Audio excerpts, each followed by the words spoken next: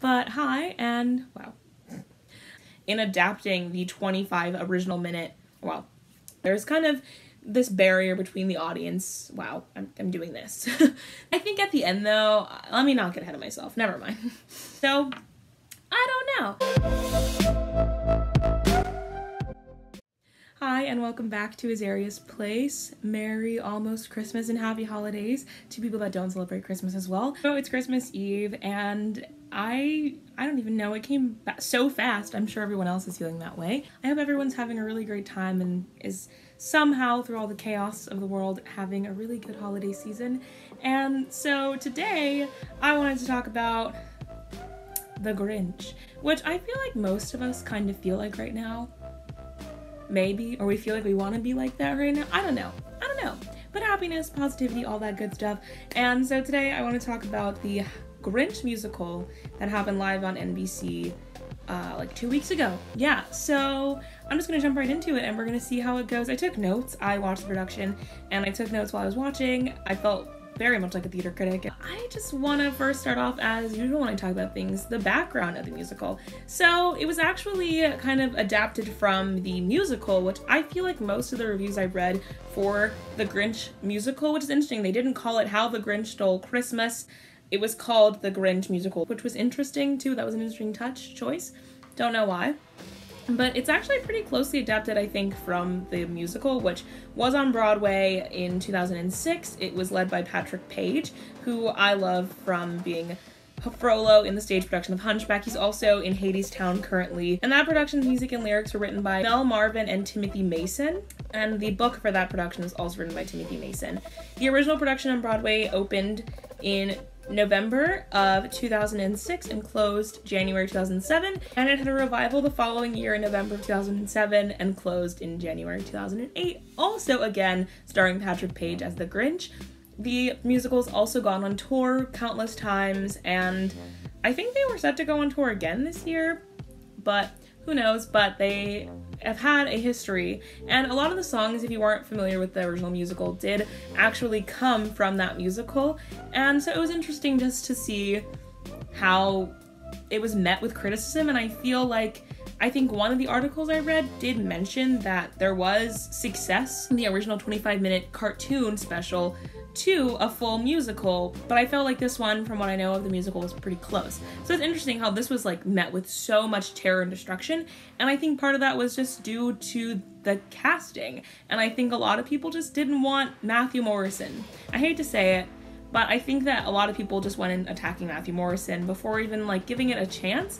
And honestly, I felt like the opening number was very exciting, very fun. That's literally what I wrote down. Opening number, fun. I felt like it was fun.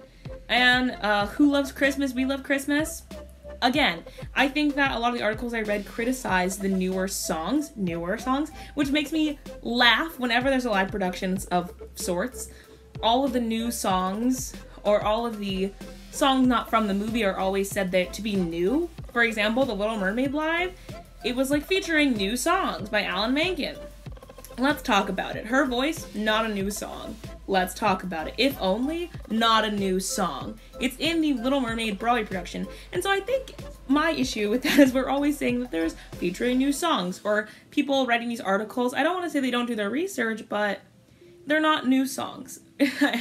So a lot of the things that common threads I saw in the articles were that the newer songs were not as good as the original from the 25-minute cartoon. Now, that may have meant the newer songs from the Broadway musical, but again, an article did suggest that the musical has met success. I will say, though, I think there was actually one new song, and I think that was the song in the department store. I'm pretty sure. I think that was the one new song. I feel like people are being a little bit nitpicky. It's been a rough year. And did I notice some of the things that the articles mentioned? Sure, but I'm gonna get into those. So I'm just gonna go through kind of my initial thoughts. So like I said, How the Grinch Stole Christmas, The Grinch musical live aired on December 9th. It starred Matthew Morrison, but also Dennis O'Hare as Elder or Old Max, and Boo Boo Stewart as adult/younger Max, and Amelia Minto as Cindy Lou Who. So honestly, I didn't think the casting was bad. I think that to be honest, with what it was, I think that every character, I want to start off with that good compliment. And I want to first say that I feel like everybody committed. I'll say that. I think that even if it was the worst thing ever, because I feel like sometimes people, they're given a script and it's not, I'm not saying that's the case with this musical in particular, but sometimes you're given a script and you're like, what do I do with this? I'm sure. There was a movie that popped up in my like Facebook, a trailer, and everyone in the comments was saying how phenomenal the cast was. It was filled with so many amazing actors, and yet, you know, when the plot's the plot and there's only so much you can do, it's like, what do you do with that, you know? So I feel like even if it was the worst script ever, which it's not, I think that these actors committed. So I just want to say that first. I think that there was commitment.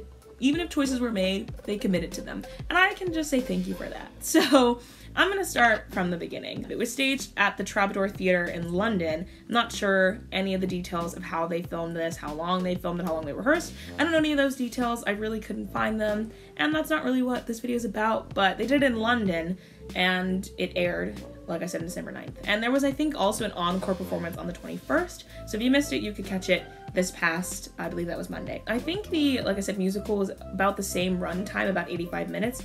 So I think it's definitely aimed at younger audiences. It's definitely a way to introduce kids into theater. I think is really what the aim for this was to get younger children into theater, and what better way than this story. I will say though, I think that the articles were a little less than kind. There were nothing but bad things to say about this live musical, and honestly, maybe one day I'll rank all the live musicals because I have thoughts about all of them, and I thought that in the midst of everything right now, this was a nice attempt at like bringing holiday cheer. This was a nice attempt at bringing smiles to faces, and there were times where I did laugh because it was just exciting to see theater again. First, I'm just gonna go through my thoughts as they occurred. So the first thing I noticed was the opening credits, and it was super cute, and I noticed Boo Boo Stewart's name. I had no idea who was in this aside from Matthew Morrison. I didn't know what was connected to this except for Matthew Morrison.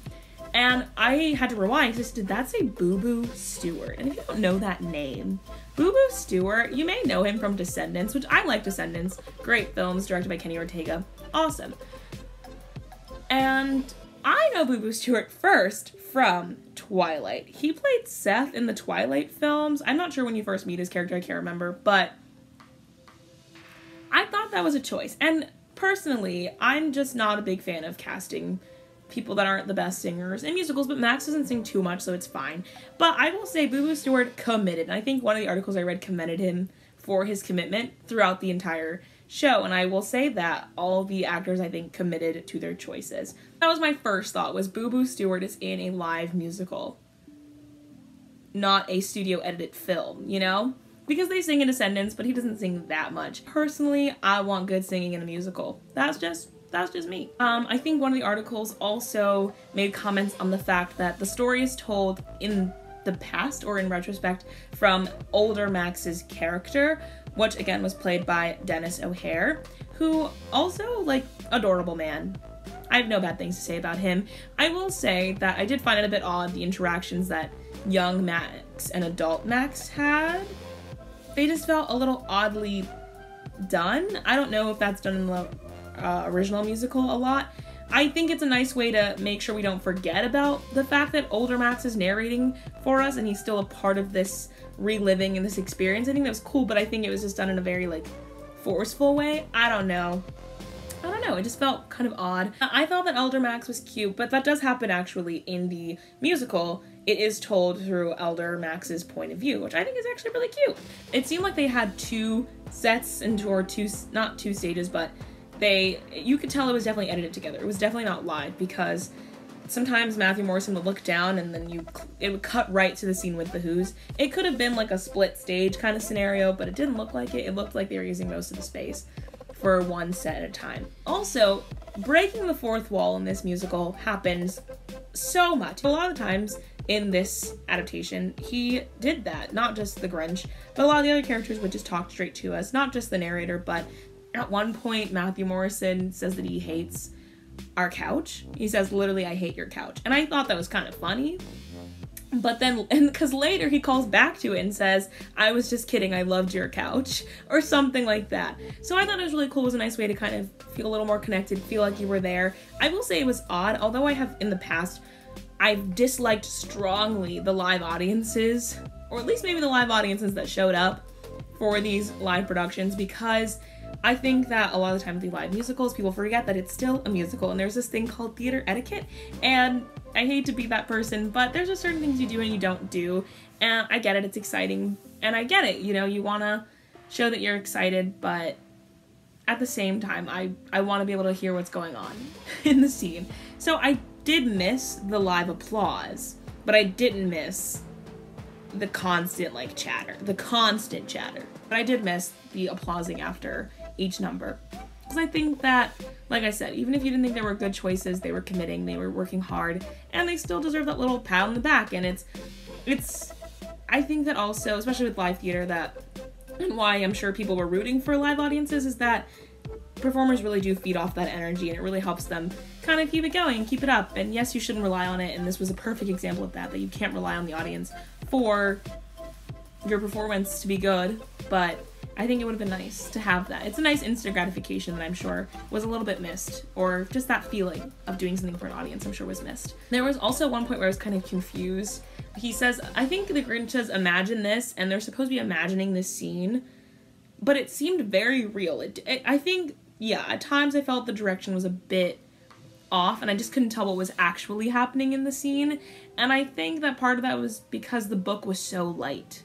I don't know what the original book is like, but this book felt extremely light in terms of words. There was not a ton of text to music, in my opinion. It wasn't completely sung through, but I felt like there was not enough dialogue for me to understand what was going on. And it's a pretty straightforward plot, but they would jump from one thing to the next, and there would be a song, and I didn't know why we had a song. And I think that's just the actor in me that's like, the moment is heightened, we have to sing now. But I didn't get why we had to sing now. Another article said that there was not enough story to justify the runtime. And that kind of just goes along with what I just said, that I felt like the book was extremely light. It felt like the music was carrying the show. And there's a scene where he sneaks into a department store, which I feel like we could have easily not had the Grinch sneak into the store. I think we could have still had the scene, just not have the Grinch sneak into the store. That's just me. That's just me personally. Some of it was a little oddly placed, I will say that much. I don't want to criticize people's performances too much. Because at the end of the day, I think that they all did really good performances for what the show was and what it is. I think it wasn't as bad as I think that people have stated in their articles. I don't think it was horrendous. Matthew Morrison said that his performance as the Grinch was inspired by Joaquin Phoenix as the Joker, which I thought was a choice. I was just confused, but it's fine. I'm not a big DC fan, so maybe that's why Matthew Morrison was breathing so hard the entire time. I don't know. But I just was like, oh my gosh, he's breathing so much, and I couldn't tell why. But that was just, I figured it was a character choice. I just wasn't sure why the breathing so hard, if it was because he was doing a voice, because it kind of sounded like his normal voice to me. I don't know, it's been a minute since I watched Glee, can't really remember. It was kind of partially his voice but a little deeper, so it could have been that, but that was something that I just wanted to talk out loud about because I couldn't remember, or I couldn't figure out really why. A lot of the comments about Matthew Morrison though were that his character was either too evil, which I didn't feel that. I didn't feel like he was too sinister at times. Maybe in the one scene with Cindy Lou, but it wasn't like too evil. Yes, it was weird. They were very opposite ended. Some said he was too mean, and some of them said he was too sexual. I can't remember, there's one song though where he's like hip thrusting. I think it's One of a Kind, which is also a song from the musical. And I feel like that was the only time I noticed him being a little extra with his body. Forgive me if I'm wrong, but I think that the reviews were a little unforgiving, and I think a little strong opinions for sure. But one of them also criticized the sets, which I thought were actually very cool. It was kind of a mix between the storybook, How the Grinch Stole Christmas, and, you know, real live sets. So, for example, there was a real tree with a drawn star, which I thought was really creative. I think that the set design was actually pretty clever. From what I saw, I think the set design was pretty close, though, to the musical set design. So, again, that's kind of what my biggest nitpickiness about this is that all the articles are saying, like, this is trash, but when you look at it compared to the original, from what I've seen of the original musical in the little bit I was researching, it looked pretty similar. So I'm just intrigued to know why we're being so hard on it. I don't think it was the worst thing I've ever seen. I would tell you if it was the worst thing I've ever seen. I'll give you that much. I will say there were times where I felt like the costume choices were a bit odd or just a little bit inconsistent. I think that the costuming was really cute, but some of the hair, I was like, oh my gosh, what's going on? And there was one, the scene where the Grinch is sneaking into the department store, the leather jacket with the cowboy hat or whatever hat he was wearing with sunglasses. But then you had this one who that I was like, is there just someone wearing regular clothes? I thought that there was a guy who just forgot to do a costume change or just was wearing his own clothes. But he had on this brown trench coat in this sea of like color. So I was like, who is not in their costume? But then I saw him when he came to the front and he had purple underneath. But I could not tell for a while and I was like, oh my gosh, what's going on?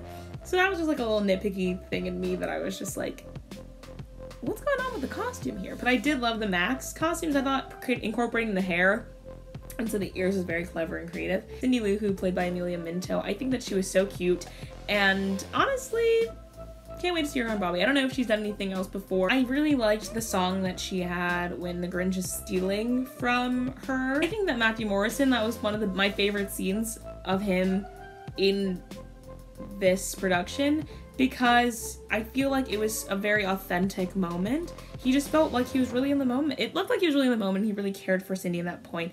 And you saw kind of his heart melt in a sense and turn a little less cold, and I loved it. I felt like it was a very honest and true moment. That was one of my favorite moments of the entire show, was Cindy Lou Who singing to Santa and him just feeling that love. So I thought that that was a really cute scene. I will say though, the group numbers with the kids kind of got me. I didn't really understand what they were saying, and it was just a lot of screaming. That was my only other thing. I was just like, whew, goodness. One of the other things that I liked was I think Matthew Morrison ad-libbed a lot, and I'm all for it. I feel like James Earl Iglehart had a history of ad-libbing in Aladdin, the musical, and I feel like Matthew Morrison was just in his prime, and he at one point says, this is my Emmy nomination, which I thought was hilarious. And he also says before one of his songs, I kept my social distance before it was cool. And, you know, I feel like it's still a little too soon, but it was funny. I loved having older Max sing You're a Mean One, Mr. Grinch. I thought that was one of those clever things that could have ever happened. You have him as the narrator and you have him singing this song. Amazing. I will say though, I thought that the characterization of Max was kind of confusing because he doesn't seem to like the Grinch throughout the storytelling, and it could just be like him telling it in the moment. But young Max seems very happy to be around him, but still is kind of like a conscience for him. There were also a couple of nods, I think, also to the cartoon, not just in the text and the songs, but there was also a dropped ornament on the tree that I feel like it disappeared because I'm not sure, again, how they filmed this. It could have been over the course of a couple days, who knows, but I saw an ornament drop, and I'm pretty sure that happens in the original 25-minute special. I would say that if you have the chance, I would say watch it. I always tell people, watch it for your own self, watch it for educational purposes, because you never know if you'll like it. It could be your favorite production you've ever seen of this thing, and you might just actually enjoy it, and it might actually bring you some happiness. And although I wouldn't give it, I never rate things. I feel like if I had to rate it, I'd give it like a 3. I don't know. It wasn't jaw-dropping, but I think that it was, like I said, I think the actors committed, so they were nothing but consistent, and they seemed like they were having a good time. At the end of the day, when you see people doing what they love and they look like they're having a great time, you can't help but be happy. But that was not the same for a lot of professional reviewers, so who knows? But like I said, I wouldn't knock it till you try it, and I don't think it was as bad as the internet made it seem. I think that's everything I have to say about it. I think that if you're looking for, I will say though, at the end, I was like, oh, it's over. Okay. I'm that person. I love clapping at the end of movies, of course clapping at the end of musicals, and I didn't feel that rush to clap. I will say that, which is sad. I just was like, oh, it's over, okay. And my little sister started clapping, so I was like, oh, I'll clap too. And I feel like it just kind of ended abruptly, partially. I thought that it was a good attempt at bringing some holiday cheer during this time, but again, I think that it was slightly off, and I just don't know where, but I don't think that it was that bad. I would say, again, watch it just to have your own opinion of it. I know the whole internet's bashing it, and if you like it, I saw that some of the reviews even mentioned that some people loved it. All these performers are very talented. Matthew Morrison has been in numerous Broadway shows and is a very talented actor. I don't think that he should be ashamed of that, and I think that he should be applauded for doing what he loves and not caring, because I also just feel for him. I wouldn't want to be that person waking up to a billion awful, mean reviews about my performance that I kind of gave my heart and soul into. And I know also for him, I mean, how lucky he must feel to be given this opportunity to perform in a time like this. And there's so many people who can't say the same. So I will say that just before you post anything mean or hateful about people's performances, just think about the fact that they've put a lot into it, and just acknowledge that at least. There have been many comments saying that how the Grinch Stole Christmas should just be left alone, and maybe that's true, but I could say that for a lot of shows that have made it to Broadway. We could have left them alone.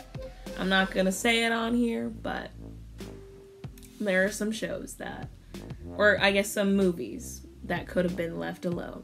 I'm gonna leave it at that. So I'm gonna go on to the show tune Spotlight. I decided to go with, of course, a song from How the Grinch Stole Christmas, the musical.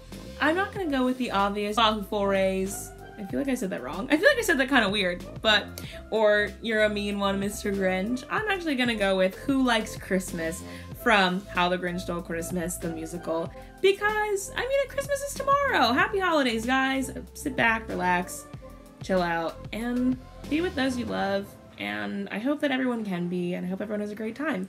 So, like I said earlier, How the Grinch Stole Christmas opened on Broadway November 8th of 2006 and closed January 7th, 2007. And its music and lyrics, again, were by Mel Marvin and Timothy Mason. So if you'd like, you can go give that production a listen. Patrick Page is in it, and he's a phenomenal performer, and I honestly would love to see him as the Grinch, personally. So I'll see you this Sim Saturday. Hope you guys continue to have a happy holiday and a happy new year if I don't catch you this week or next week, and thank you guys so much for watching. I mean, I started this during the pandemic, we're still in it, and it's gonna be a new year, and I can't wait for all the new things that Azaria's Place is gonna have.